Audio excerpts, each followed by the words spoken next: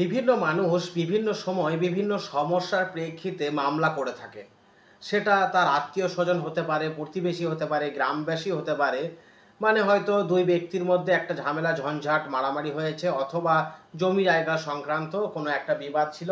সে নিয়ে একটা অশান্তির পরিবেশ তৈরি হয়েছে এবং তার প্রেক্ষিতে হয় থানা থেকে অথবা আদালতে গিয়ে মামলা করছে। এই মামলা করার পরেও তাদেরকে যারা মামলা করছে, অর্থাৎ যে ভিকটিম, হয়তো কোনো অভিযুক্ত ব্যক্তির বিরুদ্ধে মামলা করার পরেও বেশ কিছু কারণে সে নিজে অনেক সমস্যায় পড়ে যায়। সেটা তাদের অসচেতনতার জন্যই।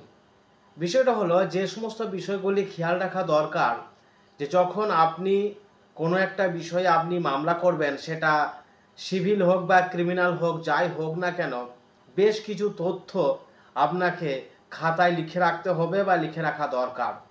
যেমন মামলা করার সময় কেস নাম্বার কী, কেস নাম্বার কোন কোন সেকশনে মামলাটি হচ্ছে, অর্থাৎ ধারা প্রয়োগ করা হচ্ছে, যদি সেটা আপনার কোর্ট থেকে করুন বা থানা থেকে করুন, কোন কোন ধারা দেওয়া হলো, এবং মামলাটি কোর্টে যাওয়ার পর তার জিআর নাম্বার কত, সেইগুলি লিখে রাখা দরকার। এবং অনেকেই আমি দেখেছি যে মামলা করার পর তাকে যদি জিজ্ঞাসা করা হয় যে আপনি যে মামলাটি করেছেন আপনার উকিলবাবুর নাম কি, অনেক মানুষ আছে নিজের উকিলবাবুর নামটাই জানেন না। এটা একটা হাস্যকর বিষয়। হয়তো যারা ল ক্লার্ক থাকে, সেই ল ক্লার্ক মাধ্যমে তাদের মাধ্যমেই মামলাটি ফাইল করে, সে করুক, সেখানে অসুবিধার কিছু নেই। কিন্তু যে সমস্ত ল ক্লার্কের সাহায্য নিয়ে আপনি মামলাটা করবেন, তার নাম, কন্ট্যাক্ট নাম্বার যেমন রাখা দরকার, তেমনি তার কাছ থেকে এটাও জেনে নেওয়া দরকার যে কোন উকিলবাবু আপনার মামলাটি লড়ছেন। কেননা একটা মামলা ফাইল হওয়ার পর দীর্ঘদিন ধরে সেই মামলাগুলি চলে। অনেকাংশে এমনও হয় যে বিবাদ বা ঝামেলা যাই হোক না কেন দুই পক্ষের মধ্যে, পরে হয়তো তারা আপোষে একটা মিটিয়ে নিতে চায়, মামলাটি প্রত্যাহার করতে চায়। কিন্তু প্রথমে যে মামলাটি করেছিল তাকে যখন জিজ্ঞাসা করা হয় যে আপনার উকিলবাবু কে আছেন, তিনি উকিলবাবুর নামটাও বলতে পারেন না।